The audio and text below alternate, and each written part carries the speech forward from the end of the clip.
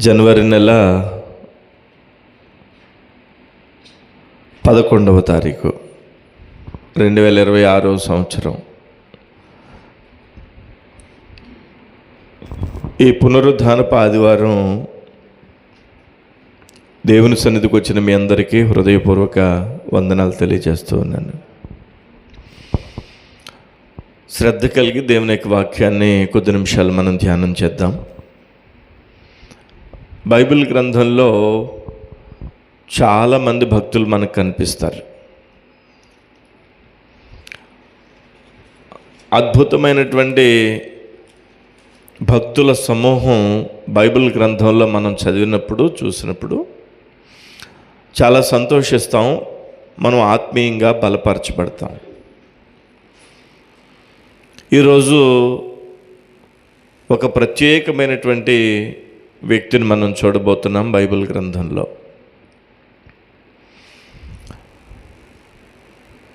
చూడండి, న్యాయాధిపతులు గ్రంథంలో 4వ అధ్యాయము 4వ వచనంలో మనకు కనిపిస్తారు ఆ వ్యక్తి.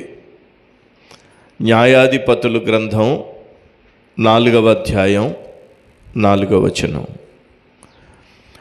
ఆ కాలమున లప్పీదోతునకు భార్య అయిన దెబోరా అను ప్రవక్తి ఇజ్రాయేలీయులకు న్యాయాధిపతిగా ఉండెను. చాలు.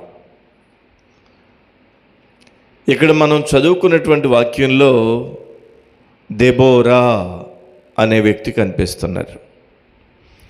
దెబోరా, ఈమె ఒక స్త్రీ. బైబిల్ గ్రంథంలో ఉన్న చాలా ప్రాముఖ్యమైనటువంటి స్త్రీలలో ఈ దెబోరా కూడా ఒకరు. దెబోరా అనేటువంటి ఈ స్త్రీని గూర్చి, ఈ స్త్రీ ద్వారా ప్రభు మనతో కొన్ని విషయాలు ఈరోజు మనతో మాట్లాడతారు. సంఘానికి సండే స్కూల్ అనేది చాలా గుండెకాయ లాంటిది. ఎందుకంటే పెద్దవాళ్ళందరూ కూడా భవిష్యత్ కాలంలో ముసలాళ్ళు అయిపోయి కదండి, చిన్నపిల్లలు యవ్వనస్తులుగా వారు రాబోయే తరంలో మార్చబడతారు. అదేవిధంగా సంఘానికి స్త్రీలు కూడా అంతే ప్రాముఖ్యం, చాలా ప్రాముఖ్యం. ఎందుకంటే స్త్రీలు చేసేటువంటి ప్రార్థన ఆ కుటుంబానికి ఎంతో దీవెనకరంగా ఉంటుంది. ఈరోజు గమనించాల్సినటువంటి వాక్య భాగం 4వ అధ్యాయం 4వ వచనం. న్యాయాధిపతులు.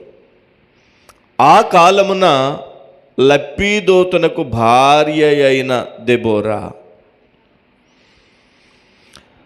దెబోరా అనేటువంటి ఈ స్త్రీ గురించి మనం కొద్ది నిమిషాల్లో ధ్యానం చేయబోతున్నాం. న్యాయాధిపతులు గ్రంథము యెహోషువ అనేటువంటి గ్రంథానికి తరువాత ఉన్నటువంటి గ్రంథం. ఇజ్రాయేలీయులు ఐగుప్తు బానిసత్వంలో ఉన్నప్పుడు వాళ్ళు మొర్ర పెట్టుకుంటే మోషే నాయకత్వంలో ఐగుప్తు బానిసత్వం నుంచి విడిపించాడు దేవుడు.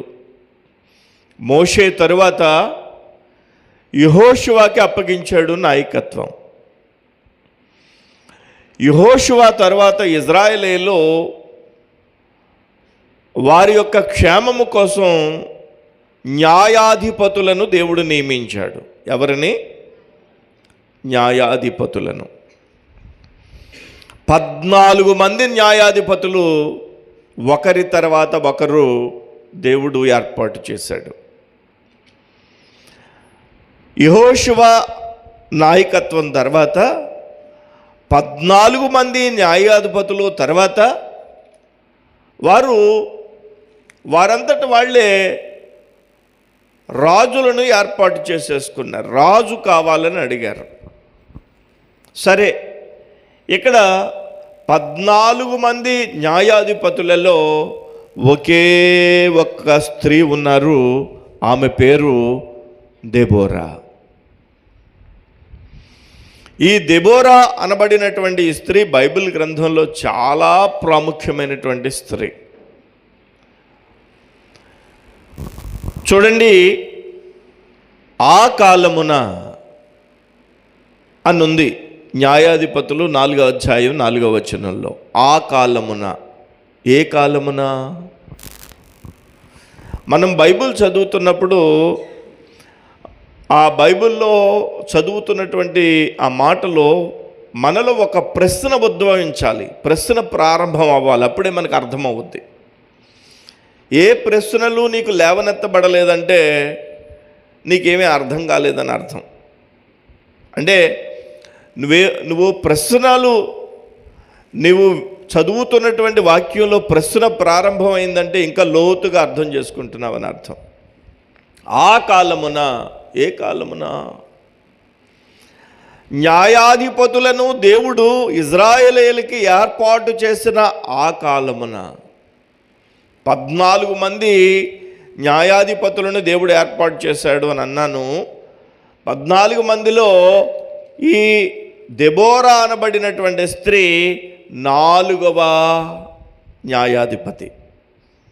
మొదటి న్యాయాధిపతి పేరు ఒత్నీయేలు.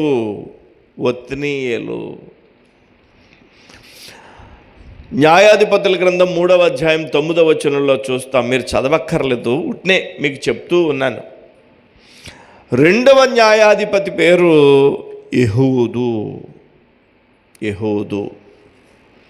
ఈయన న్యాయాధిపతుల గ్రంథం 3వ అధ్యాయం 15వ వచనంలో కనిపిస్తారు. 3వ న్యాయాధిపతి పేరు షందరు. న్యాయాధిపతుల గ్రంథం 3వ అధ్యాయం 30వ వచనంలో మనం చూస్తాం. దెబోరా అనబడినటువంటి స్త్రీ.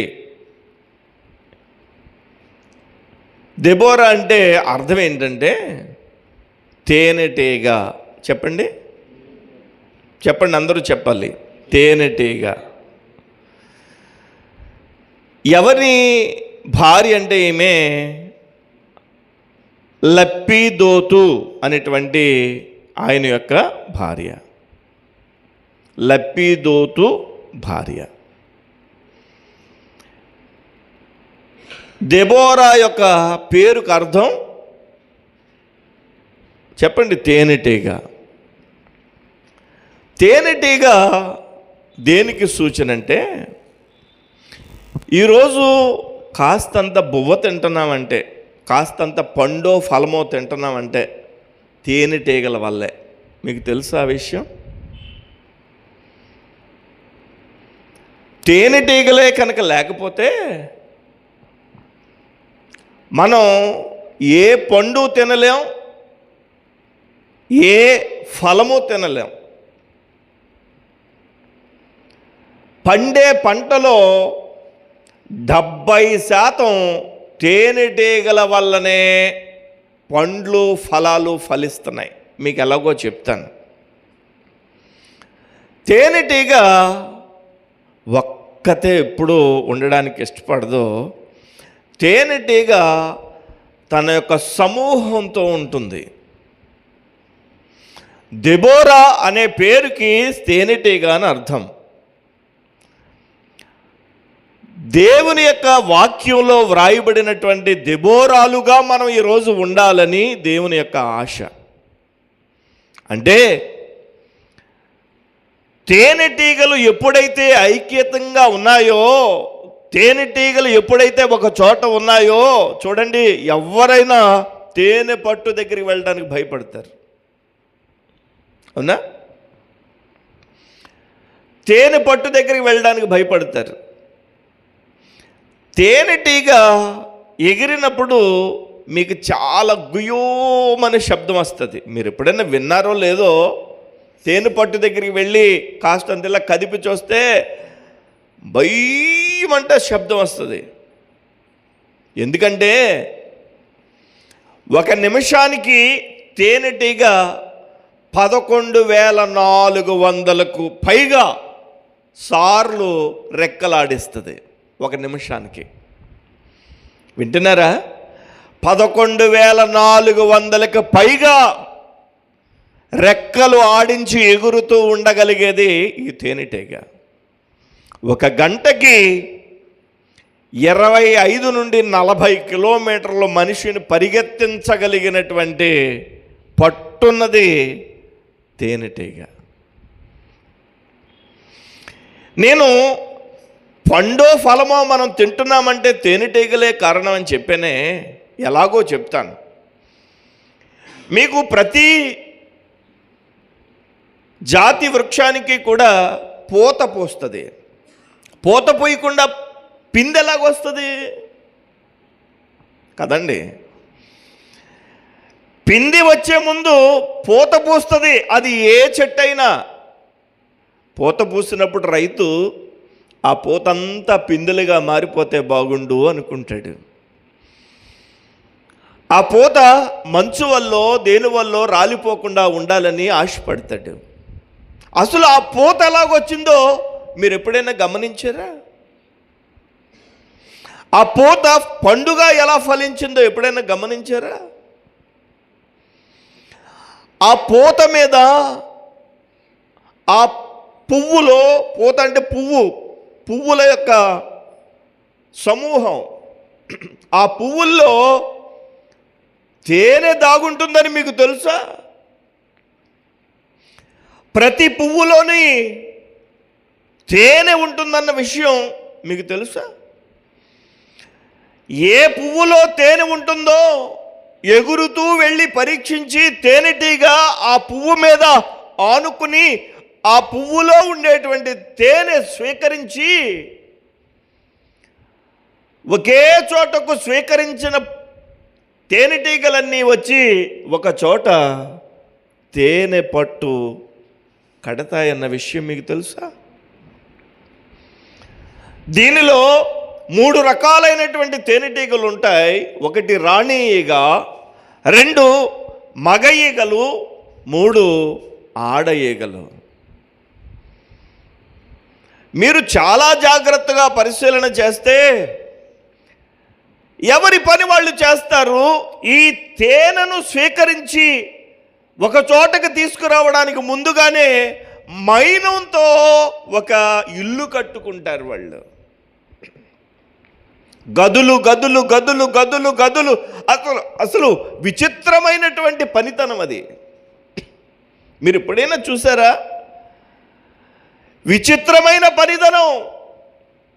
ఈ మాత్రము దానికి ఇన్ని గదులు ఉండాలా, ఇంత సొగసు ఉండాలా, ఇంత బాగుండాలా అని ఎవరైనా అనుకుంటే ఆ తేనెటీగ నవ్వుతుంది.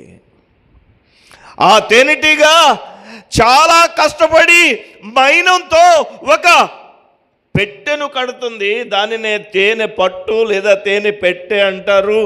ఆ గదుల లోపల తాను తీసుకొచ్చినటువంటి తేనెను దాస్తుంది. రోజు వెళ్తుంది, రోజు వస్తుంది. ఒక స్పూను తయారు చేయడానికి, ఒక స్పూను తేనె తయారు చేయడానికి ఒక తేనెటీగ ఒక జీవిత కాలం పట్టేస్తుంది. ఒక తేనెటీగ ఒక స్పూను తేనె తయారు చేయడానికి ఒక జీవిత కాలమే పట్టేస్తుంది. అలాంటి తేనె సేకరించి సేకరించి సేకరించి ఓపికతో, ఓర్పుతో ఆ తేనెటీగలన్నీ నలువైపులకి వెళ్ళి ఎక్కడ పువ్వులున్నాయో, ఎక్కడ పోతుందో వెళ్ళి ఆ తేనెను తీసుకొచ్చి ఆ తేనె పట్టులో పెడుతుంది. ఒక విషయం చెప్తాను. పువ్వుల్లో మగ పువ్వులుంటాయి, ఆడ పువ్వులుంటాయి. మీకు తెలుసా? మగ పువ్వులుంటాయి, ఆడ పువ్వులుంటాయి. మగ పువ్వు మీద వ్రాలినప్పుడు ఆ తేనెను స్వీకరించిన ఈగ ఆ కాళ్లకు ఆ పుప్పొడి రేణువులు అంటుకుంటే మగ పుప్పొడి రేణువులు ఆడ పువ్వు మీద మరలావు రాలినప్పుడు ఆ పుప్పొడి రేణువులు అక్కడ అంటుకుంటే ఆ ఆడ పువ్వుకి అంటుకున్న మగ పుప్పొడి రేణువులను బట్టి ఆడ పువ్వు పిందెగా మారుతుందన్న విషయం మీకు తెలుసా? ఇది శాస్త్రజ్ఞులు చెబుతున్న విషయం. ఇది బొటానికల్ శాస్త్రజ్ఞులు చెప్తున్న విషయం.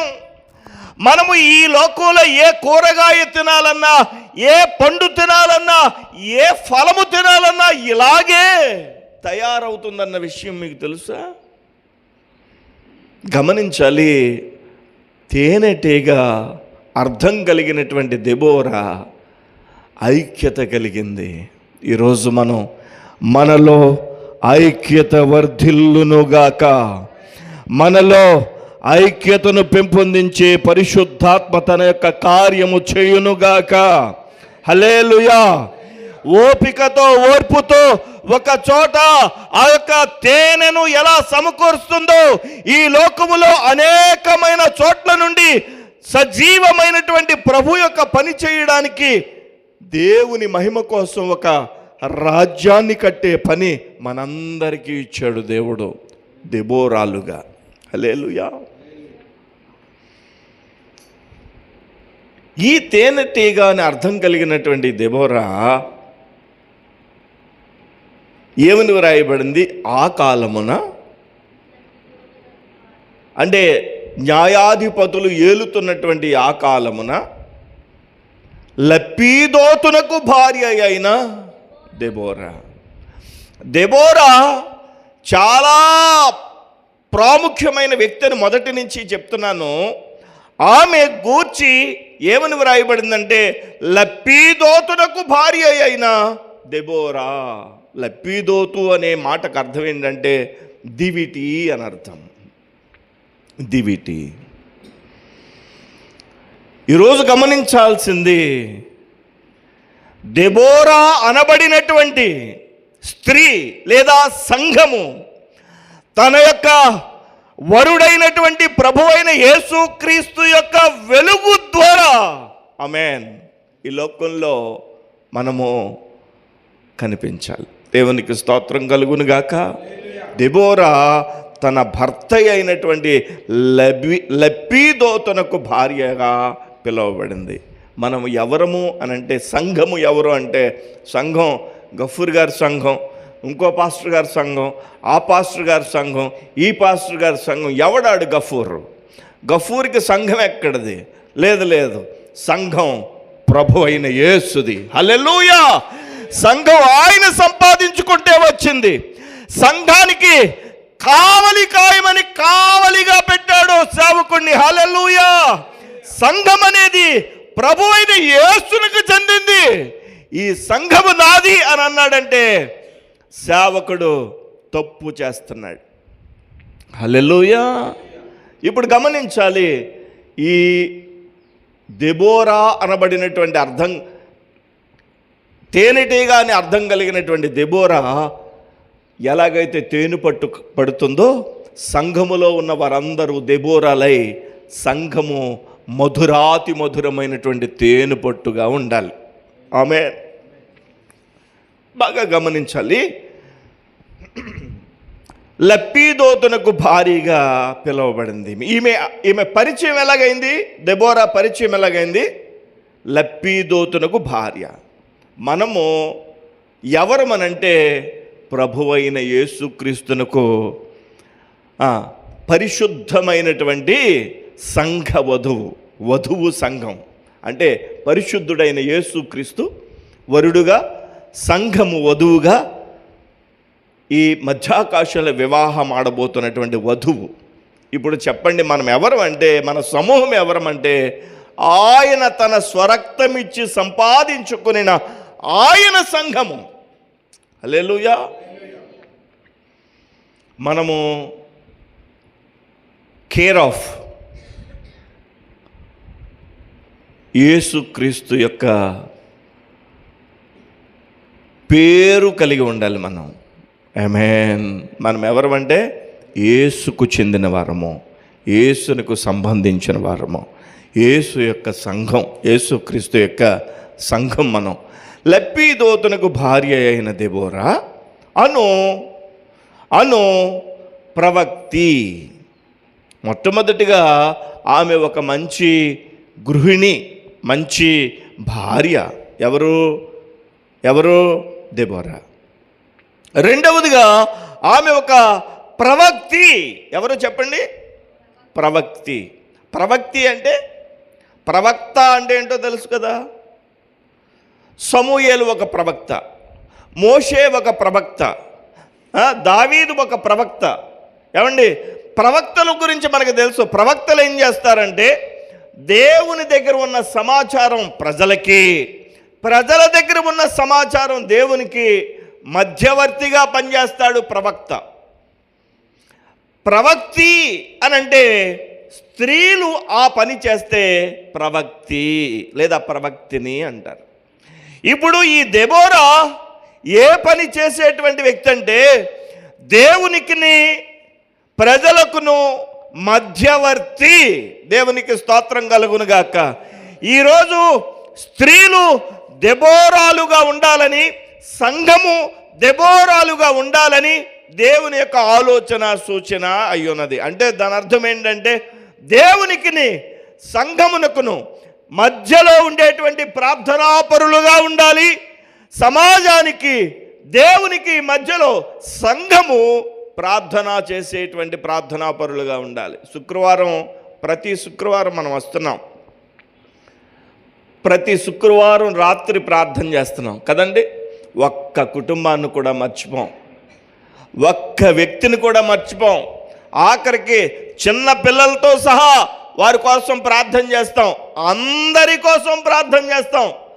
అందరి పనులు, ఆ వ్యాపారాలేమి, ఆ ఉద్యోగాలేమి, అవన్నీ దీవించబడాలని ప్రార్థనే చేస్తాం ఎక్కువసేపు మనం శుక్రవారం కదండి.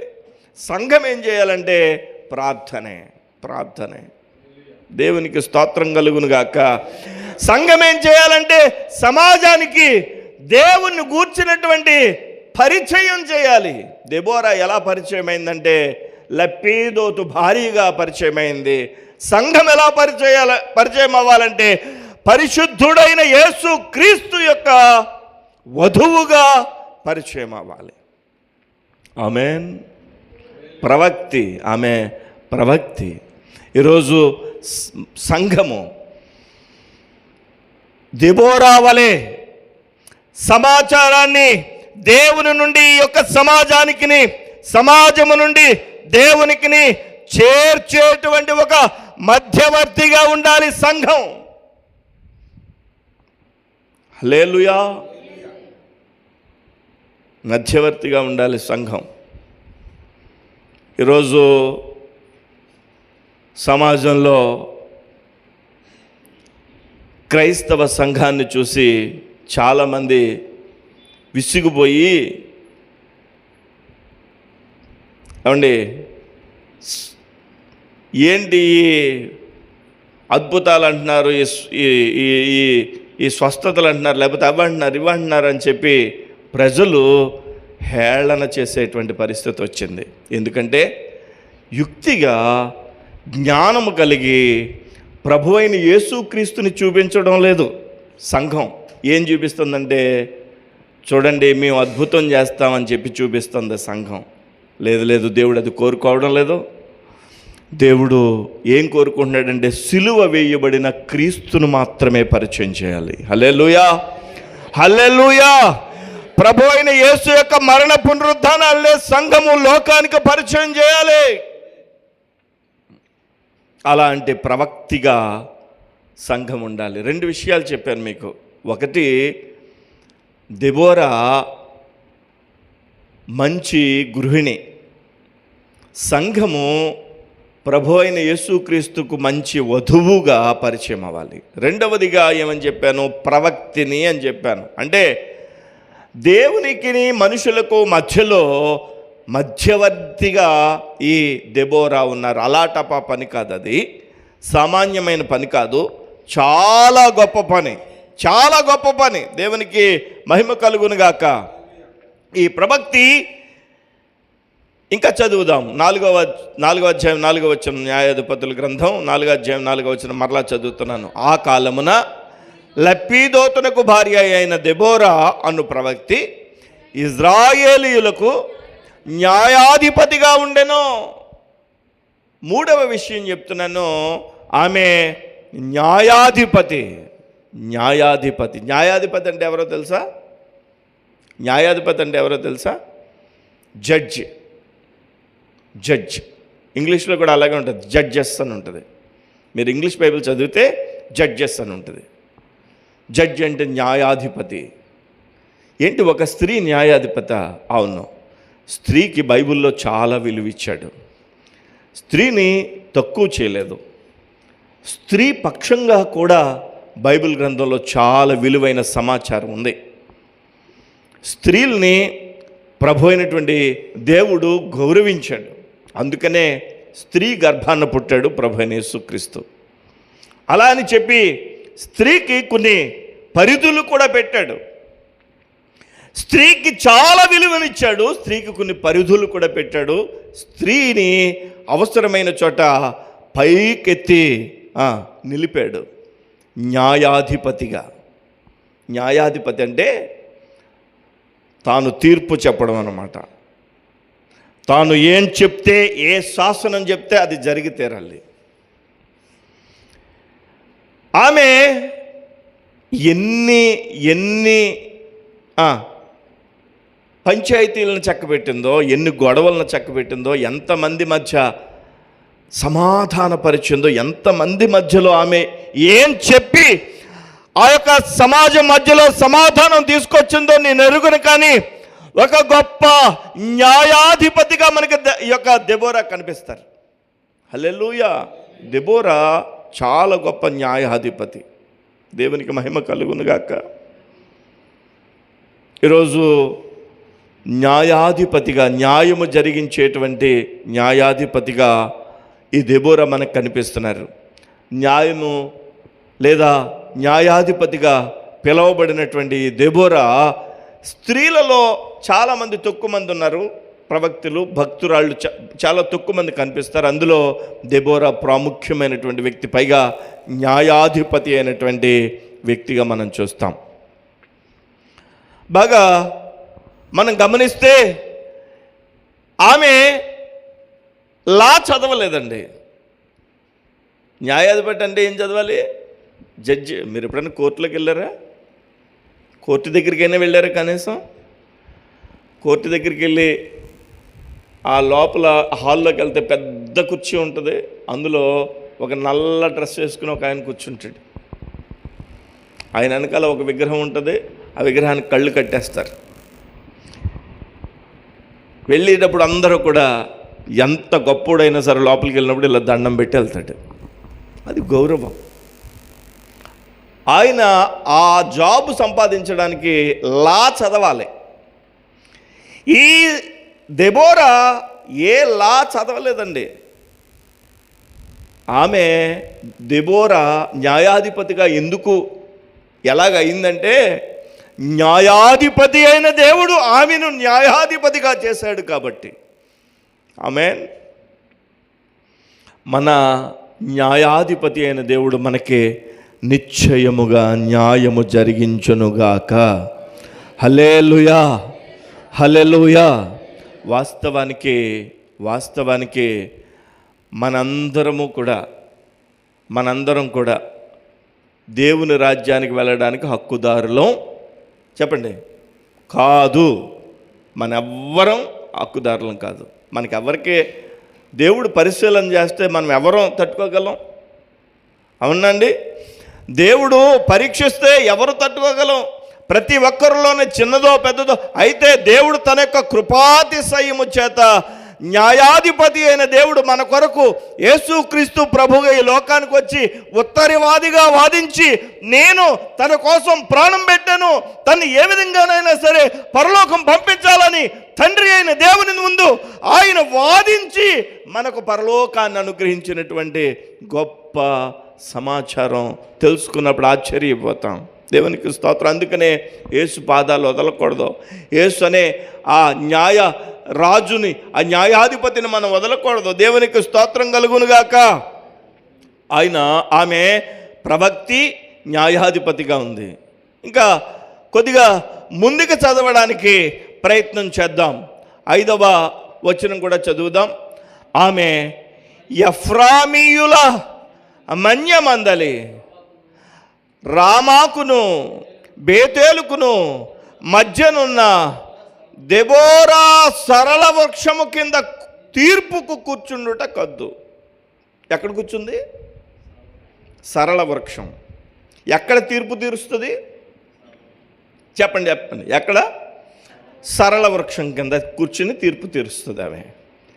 సరళ వృక్షం అంటే ఖర్జూర వృక్షం అని.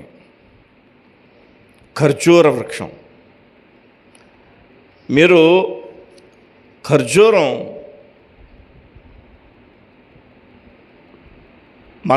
మనకు దొరికే ఖర్జూరం అసలైన ఖర్జూరమే కాదు. ఖర్జూరం బయట గల్ఫ్ కంట్రీస్లో లేదా ఇజ్రాయెల్ దేశం వెళ్ళినప్పుడు ఖర్జూరం అనేది ఒరిజినల్ ఖర్జూరం దొరుకుద్ది. ఆ ఖర్జూరం మనం తింటున్నప్పుడు చాలా మధురంగా ఉంటుంది. ఇప్పుడు ఖర్జూరపు చెట్టు కింద కూర్చుని ఆమె తీర్పు తీరుస్తుందట. బాగా వినాలి మీరు. ఖర్జూరపు ఈ సరళ వృక్షం అంటే ఏమని చెప్పాను? ఖర్జూరపు చెట్టు. దేవుని వాక్యంలో ఉంది, నీతిమంతుడు ఖర్జూరపు వృక్షము వలె మొవ్వు వేయును అని వ్రాయబడి ఉంది. ఎవరట? నీతిమంతుడు ఖర్జూర వృక్షము వలె మొవ్వు వేయును. నీతిమంతుడు అంటే ఎవరు? ప్రభువునందు ఎవరైతే విశ్వాసం ఉంచారో ఆ వ్యక్తులను బైబిల్లో నీతిమంతులు అని చెప్పి వ్రాయబడింది. నీతిమంతుడు అంటే ఎలా ఉంటాడట? ఖర్జూర వృక్షం వలె మొవ్వు వేయును. ఖర్జూర వృక్షము దేనికి సూచన? నీతిమంతులకు సూచన కదా. అంటే ఒక వ్యక్తి ఖర్జూర వృక్షము దగ్గర కూర్చుందంటే నీతిమంతుల యొక్క పరిపాలన అందిస్తుందని అర్థం కదా. దేవునికి స్తోత్రం కలుగునుగాక. ఎక్కడ కూర్చుంది? ఖర్జూర వృక్షము క్రింద. అంటే నీతిమంతులకు పోల్చబడినటువంటి ఆ వృక్షము కింద కూర్చున్న ఆ వ్యక్తి న్యాయాధిపతిగా, నీతిగా తీర్పు తీరుస్తోంది. హల్లెలూయా.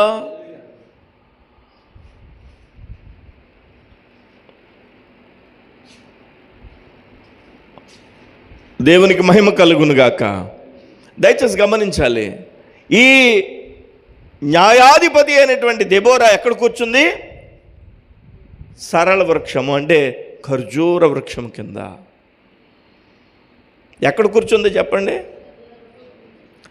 కీర్తనల గ్రంథం 1వ అధ్యాయం 1వ వచనం చదివితే, మొట్టమొదటి కీర్తన 1వ వచనం చదివితే, దుష్టుల ఆలోచన చొప్పున నడవకుండా, పాపుల మార్గమున నిలువకుండా, అపహాసకులు కూర్చుండు చోటున కూర్చోకుండా. చూడండి, ఆగండి. ఎక్కడ కూర్చోవద్దని ఉంది బైబిల్లో? అపహాసకులు కూర్చుండు చోటున కూర్చోకుండా. ఎక్కడ కూర్చుంటుంది ఈమె? దెబోరా ఎక్కడ కూర్చుంటుంది? నీతివంతుడకు సూచనగా ఉన్న సరళ వృక్షం కింద కూర్చుంటుంది, ఖర్జూర చెట్టు కింద. నేను అంటాను, అబ్రహాము దేవుని నమ్మెను, అది అతనికి నీతిగా ఎంచబడినని కదా మనం చదువుకున్నాం. నీతిమంతుడైన అబ్రహాము కూర్చున్నాడు ఒక చెట్టు క్రింద. ఆ చెట్టు క్రింద కూర్చున్నప్పుడు దేవుని యొక్క దూతలు ప్రత్యక్షమయ్యారు. అబ్రహాము ఎక్కడ కూర్చున్నాడు? నీతిమంతుడుగా ఒక చెట్టు క్రింద గుడారము ముందు కూర్చున్నాడు. అప్పుడు దేవుని యొక్క దూతలు వచ్చారు. అబ్రహాము జీవితమే మారిపోయింది. అబ్రహాము యొక్క తమ్ముడు కొడుకు లోతు అనేవాడు ఉన్నాడు. వాడు ఎక్కడ కూర్చున్నాడో తెలుసా? సొదొమ అనేటువంటి పట్టణపు గవిని దగ్గర కూర్చున్నాడు. అంటే గవిని దగ్గర అంటే సప్ట, గవిని దగ్గర అంటే వినాలి వినాలి వినాలి. బాతాకణి వేస్తారు కదా, ఎక్కడ కాస్తంతా బాతాకణి వేస్తారు. ఆ బాతాకణి వేసే చోట ఆగొచ్చా అంటే ఆగొచ్చు, తప్పేం కాదు. కానీ పని కట్టుకుని రోజు వెళ్ళి అక్కడ కూర్చోకూడదు. ఆగొచ్చు, పలకరించవచ్చు, మాట్లాడచ్చు, వాళ్ళతో మాట్లాడకూడదనేం కాదు. కానీ ఊరు చివర లోతు అనేవాడు ఉన్నాడు. వెళ్ళి ఏం చేశాడంటే బాతాకాణి వేశాడు. దేవుని దూతలు వచ్చారు. వచ్చి లోతు జీవితంలో భయంకరమైనటువంటి పరిస్థితులను ఎదుర్కొన్నాడు. లోతు భార్య ఉప్పు స్తంభం అయిపోయింది, పిల్లలు నాశనం అయిపోయారు, లోతు యొక్క జీవితం నాశనం అయిపోయింది, లోతు యొక్క జీవితం అంతరించిపోయింది. అబ్రహాము లోతు అనేవాళ్ళు ఒక ఇంట్లో వాళ్ళే. అబ్రహామేమో నీతిమంతుడిగా దేవుని యొక్క దూతలను ఎదుర్కొన్నాడు. లోతేమో గవిని దగ్గర కూర్చుని, చెప్పండి ఇప్పుడు గమనించాల్సింది, దెబోరా ఎక్కడ కూర్చుందంటే ఖర్జూరపు చెట్టు క్రింద కూర్చుంది. దేవునికి స్తోత్రం కలుగును గాక. హల్లెలూయా. మనము అయితే గీతే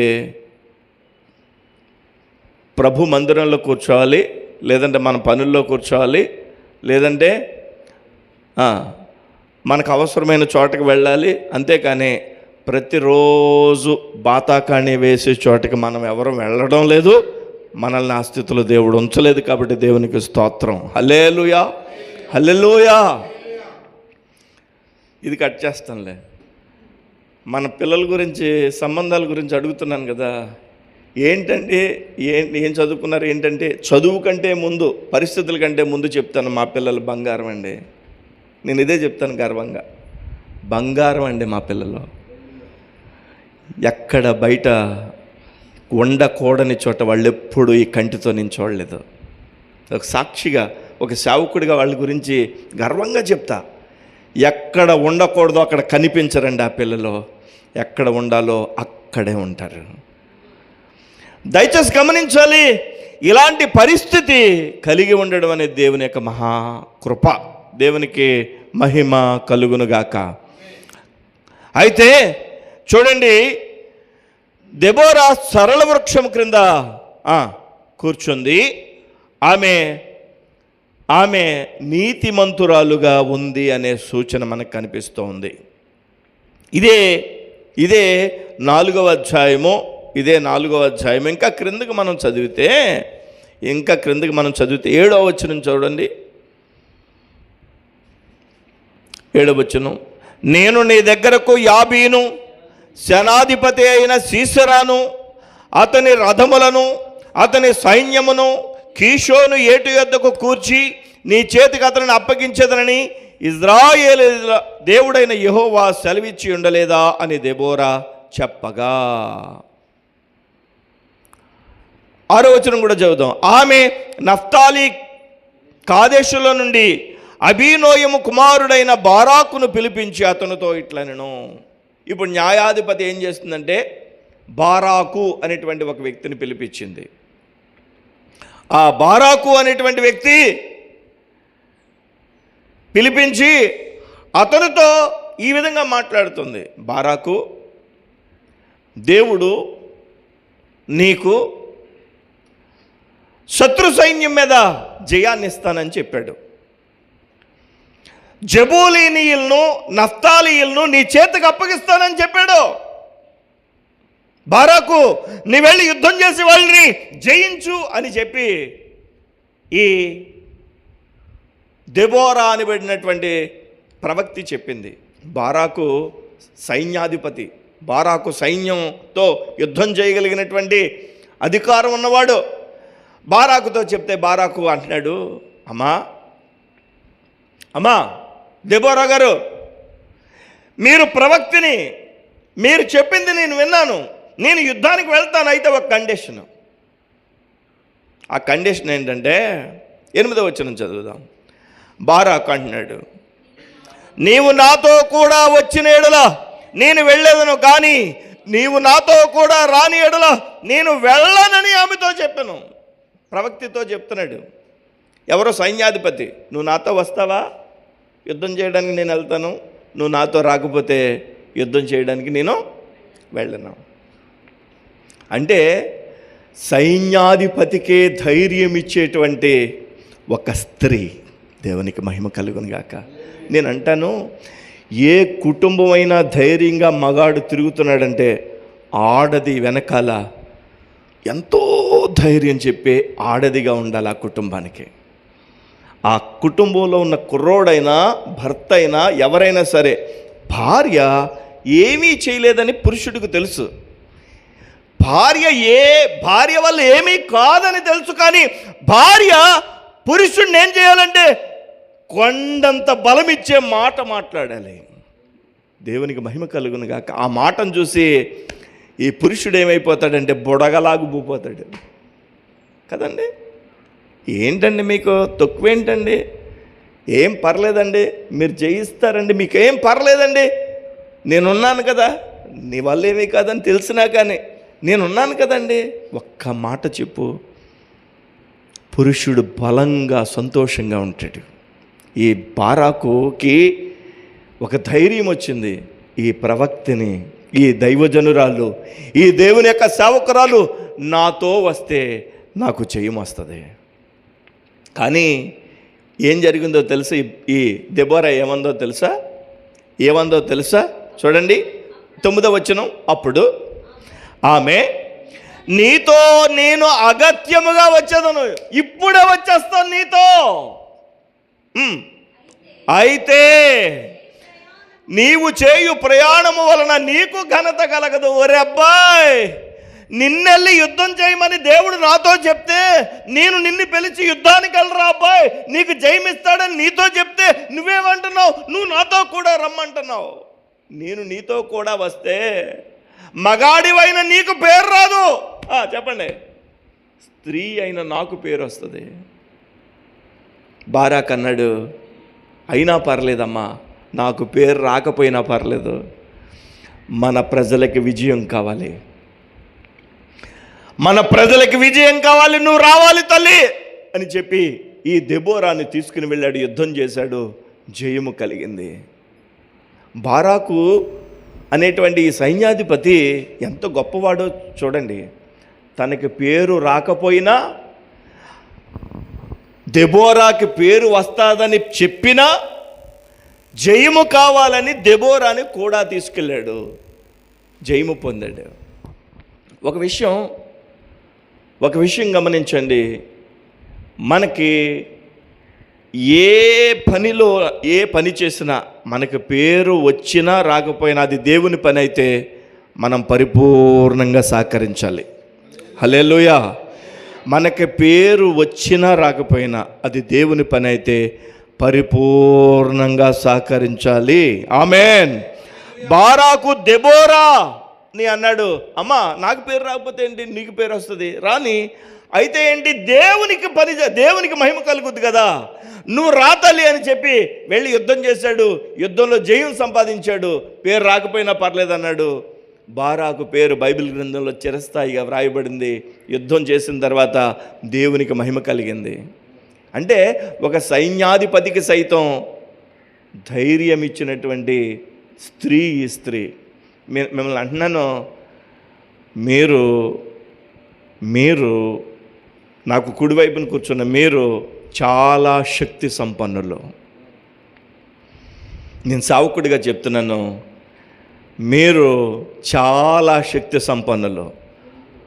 మీరు వెనుక ఉండి మీ కుటుంబానికి ప్రోత్సాహకరమైనటువంటి ప్రతి మాట ఆ కుటుంబ యజమాని లేదా ఆ కుటుంబంలో ఉండేటువంటి మగవాడు ఎంత ధైర్యంగానో బయటికి వెళ్ళి జయించుకుని రాగలడు. ఒక మాట నువ్వు వెళ్ళే ముందు గాలి తీసేసావంటే చెప్పండి మనం ఏమన్నా చేయగలమా? మన వల్ల ఏమవుద్ది? మీరు నిజంగా దేవుని యొక్క కృప పొందినటువంటి వారు. అందుకనే మీరు ప్రార్థన చేయాలి, సహకరించాలి. అందుకనే సాటి అయిన సహాయం అని అన్నారు. ఏమన్నారు? ఆమేన్.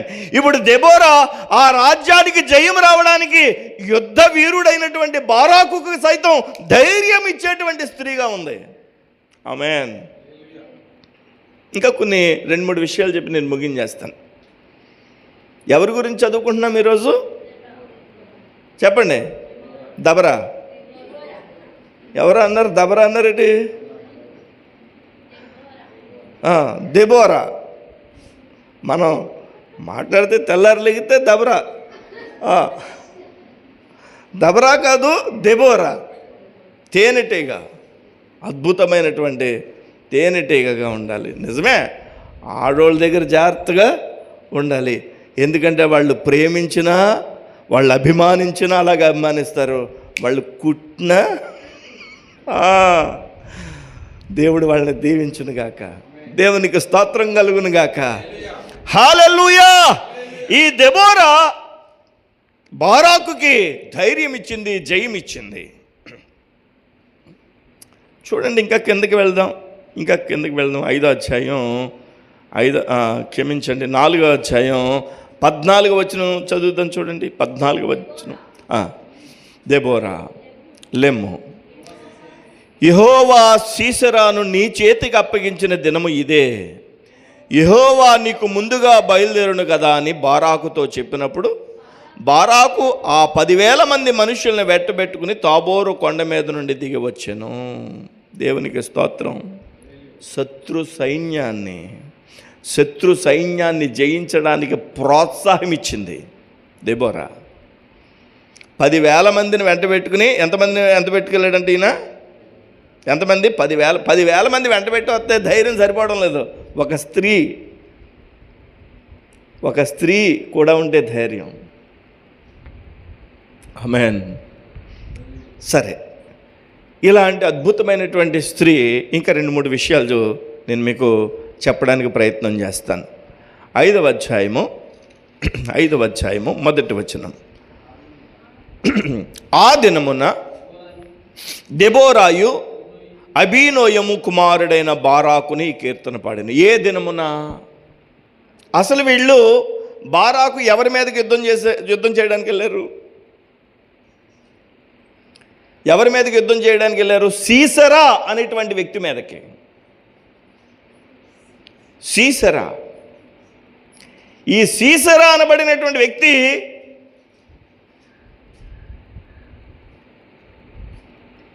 ఈ దేవుని ప్రజల చేతికి ఎలాగ అప్పగించబడ్డాడో చూద్దాం. 900 ఇనప రథాలు ఉన్నాయంట ఈ యొక్క శత్రు సైన్యానికి. ఎన్ని వందలు? ఫరోకి 600 ఇనప రథాలే ఉన్నాయి ఐగుప్తు దేశంలో ఫరోకి. కానీ ఫరో కంటే బలమైన రాజు ఈ సీసెరా. రాజు కాదు, వాస్తవానికి రాజు దగ్గర సైన్యాధిపతి సీసెరా. అలాంటి బలమైనటువంటి ఇనప రథాలు ఉన్నటువంటి ఆ సీసెరా మీద యుద్ధానికి వెళ్ళారు. చూడండి, ఇది వరకు నాకు బాగా చిన్నప్పుడు నాకు గుర్తు, పెళ్లి సంబంధాలకు వెళ్తే వెళ్ళిన వాళ్ళు చెప్పుకోవడం, ఆ తర్వాత నేను వినడం, అది నాకు తెలుసు. ఏమండి, పెళ్ళికొడుక్కి 4 జతల ఎద్దులు ఉన్నాయటండి, 3 పాడి గేదెలు ఉన్నాయటండి, ఒక నాగలు ఉందటండి, 2 ఉన్నాయటండి నాగళ్ళు. ఇలా చెప్తే ఆ ఇంటి వారు సంతోషపడేవారు పిల్లనివ్వడానికి కదండి. అంటే పాతకాలంలో ఎడ్లు, గేదెలు, పాడి గేదెలు ఇవే ఆస్తిగా పరిగణించేవారు. ఇప్పుడు అవేమీ లెక్కలోకి తీసుకోవడం లేదు. కుర్రోడు మంచోడా కాదా, కుర్రోడు పిల్లని బాగా చూసుకుంటాడా లేదా, పిల్లోని బాగా చూసుకుంటుందా లేదా, ఇదే చూస్తున్నారు. వాళ్ళిద్దరూ కలిపి బ్రతకగలరా లేదా, వాళ్ళకి ఏమన్నా పలపరుచుకోగలరా, ఇలా చూస్తున్నారు. ఇప్పుడు నేనేమంటున్నానంటే 900 రథములు కలిగినటువంటి ఈ సీసెరా మీదకి యుద్ధానికి వెళ్తున్నప్పుడు ఈ బారాకుకి ధైర్యం సరిపోవడం లేదని దెబోరాని తీసుకెళ్ళాడు కదా. యుద్ధం చేయడం ప్రారంభించారు. యుద్ధం చేయడం ప్రారంభిస్తే ఆటోమేటిక్గా దేవుని ప్రజలకి విజయం వచ్చింది. ఒక్కొక్కడు యుద్ధం చేస్తూ ఉంటే 10,000 మంది ఆ సైనికుల మీద, ఆ శత్రువుల మీద, అదేంటి నా ప్రజలంతా చనిపోతున్నారని సీసెరా అనబడిన వాడు శత్రువు రథం దిగేసి పరిగెత్తుకుని పారిపోతున్నాడు. రథం దిగి పరిగెత్తుకుని పారిపోతూ ఒక గుడారం కనిపిస్తే ఆ గుడారంలోకి వెళ్ళిపోయాడు. ఆ గుడారంలోకి వెళ్ళిపోయి పైన ఒక రగ్గు లాంటిది ఉంటే కప్పేసుకున్నాడు కనిపించకుండా. ఎవరు? 900 రథములు కలిగిన సైన్యాధిపతి ఈ బెదిరిపోతున్నటువంటి బారాకుకి బెదిరిపోయాడు. కారణం ఏంటో తెలుసా? బలాన్నిచ్చే దెబోరా కూడా ఉంది. దేవునికి మహిమ కలుగును గాక. హల్లెలూయా. ఒక విషయం తెలుసా? ఈ దెబోరా ఒక మాట అంది బారాకుతో, అబ్బాయ్, దేవుడు నీ చేతికి శత్రువులను అప్పగిస్తాడనంటే నువ్వేమో నన్ను రమ్మంటున్నావు కాబట్టి స్త్రీ చేతికి దేవుడు శత్రువులను అప్పగిస్తాడనని చెప్పింది. అందుకనే మీకు ఒక విషయం చెప్తున్నాను. పాట పాడే అవకాశం వచ్చిందా? పాడేయండి. ప్రార్థన చేసే అవకాశం వచ్చిందా? చేసేయండి. ఆ అవకాశాన్ని ఇంకొకరికి పోనవద్దు. మీకు నేను చెప్తున్నాను, మీకు పాట పాడలేరా? ప్రార్థన చేస్తానండి, పాట పాడలేను కానీ అనండి. ఏమీ చేయకుండా ఉండొద్దు. ఏదో ఒకటి చేయండి. దేవుని మందిరంలో ఏదో ఒకటి చేయడానికి ప్రయత్నం చేయండి. ఇప్పుడు అంటున్నాడు ఈ దెబోరా స్త్రీ చేతికి అప్పగిస్తాడు దేవుడు అనంది. సరే, ఈ సీసెరా పారిపోయి ఒక గుడారంలో ఉన్నాడే, దుప్పటి కప్పేసుకున్నాడే. ఆ గుడారపు యజమాని వచ్చి ఏం చేస్తుందో తెలుసా? టెంట్ వేసినప్పుడు ఆ తాడుని దేనికి కడతారు? ఒక ఊసకు కడతారు కదా. అలాంటి ఊస ఒకటి ఉంది అక్కడ. ఈడు మా దేశస్తుల మీద యుద్ధానికి వచ్చినోడు పారిపోయి నా గుడారంలో వచ్చి పడుకున్నాడా, దుప్పటి కప్పేసుకున్నాడా, ఈ సంగతి ఎలా ఉందా అని చెప్పి ఆ ఊస ఉంటుందో చూసారా, ఎక్కడ ఈ కణత ఎక్కడ ఉందో కనిపెట్టింది. అలాగా సౌండ్ చేయకుండా అక్కడ పెట్టింది. సమ్మిటట్టి ఒకే ఒక దెబ్బ ఈ పైనుంచి కిందకు భూమిలోకి దూరిపోయిందంతే. ఒక స్త్రీ చేతికి శత్రువుని అప్పగించాడు దేవుడు. మీరు గమనించాలి. ఈ మధ్యాహ్నం మన దేవుడు ప్రవక్తి ద్వారా మాట్లాడినటువంటి మాట నిజము పలకడానికి దేవుడు సహాయం చేస్తాడు. ఒక విషయం చెప్పిన, ఒక్కొక్కసారి దైవ సేవకుడు తన ప్రమేయం లేకుండా మాట్లాడినటువంటి ఒక్కొక్క మాట స్వీకరించాలి. ఇది నా కోసం, నా అభివృద్ధి కోసం, నా దీవెన కోసం, నా భవిష్యత్తు కోసం అని చెప్పి స్వీకరించి ఆ ఆశీర్వాదాన్ని మనం పొందుకోవాలి. ఆమేన్. ఇప్పుడు చదవండి 5వ అధ్యాయం 1వ వచనం. ఆ దినమున, అంటే సీసెరా చచ్చిపోయినటువంటి ఆ దినమున దెబోరాయు అబీనోయము కుమారుడైన బారాకును ఈ కీర్తన పాడారంట. అంటే దెబోరా ప్రవక్తి, న్యాయాధిపతి, ఇంకా ఆమె సైనికురాలు, యుద్ధానికి సహకరించినటువంటి కౌన్సిలింగ్ చేసేటువంటి వ్యక్తి, దేవుణ్ణి మహిమపరిచేటువంటి స్తుతించేటువంటి వ్యక్తి కూడా. దేవుణ్ణి స్తుతించాలి. ఏ స్త్రీ అయితే స్తుతిస్తుందో ఆ ఇంటి స్థితిని మారుస్తాడు దేవుడు. స్థితి మారుస్తుంది. చెప్పండి, స్థితి మారుస్తుంది. దేవునికి స్తోత్రం కలుగును గాక. స్థితి మారుస్తుంది. ఆమేన్. స్తుతిస్తుంది. ఈ యొక్క దెబోరా దేవుని స్తుతిస్తుంది, దేవుని మహిమపరుస్తుంది, దేవుని ఘనపరుస్తుంది. స్తుతించేటువంటి వ్యక్తి ఈ దెబోరా. ఈరోజు దేవుని సన్నిధిలో దేవుణ్ణి స్తుతించేవారుగా ఉండాలి. ఒక పంట పండాలంటే, లేదా ఒక ఉద్యోగి ఆశీర్వదించబడాలంటే, ఒక భర్త బయటికి వెళ్ళినప్పుడు విజయంతో తిరిగి రావాలంటే, లేదా తన కుమారుడు విజయంతో తిరిగి రావాలంటే ఆ స్త్రీ దేవుణ్ణి స్తుతించే స్త్రీగా ఉండాలి. నేను అనుకుంటున్నాను ఈ సంవత్సరం దేవుని చిత్తమైతే కనీసం ఈ సంవత్సరంలో కనీసం 2-3 సార్లైనా స్త్రీల కూడిక పెట్టాలని ఆశపడుతున్నాను. ప్రత్యేకించి స్త్రీలకే అలా అని చెప్పి మేమేమి ఊరుకోం, పురుషుల కూడికలు పెట్టుకుంటాం. దేవునికి స్తోత్రం, హల్లెలూయా. ఎంతమంది 10 మంది వస్తే రాని, మాకే అంటే మీకు తెలియకుండా మేము కొన్ని విషయాలు చెప్పుకుంటాం, మాకు తెలియకుండా. అంటే నేను ఉంటాను స్త్రీల కూడికలో కూడా దేవుని చిత్తం అయితే, మీరు చెప్పుకోవాల్సిన విషయాలు మీరు చెప్పుకోండి. దేవునికి స్తోత్రం కలుగును గాక. ఏమండి, మనం పలచబడిపోకూడదు, పురుషుల కూడికలు పెట్టుకుందాం. మీరు కూడా బైబిల్ గ్రంథం నుంచి చెప్పుకుని మనందరం దేవునిలో బలపరచబడాలి. హల్లెలూయా, హల్లెలూయా. గమనించాలి, అంటే స్తుతించే స్త్రీగా ఉండాలి.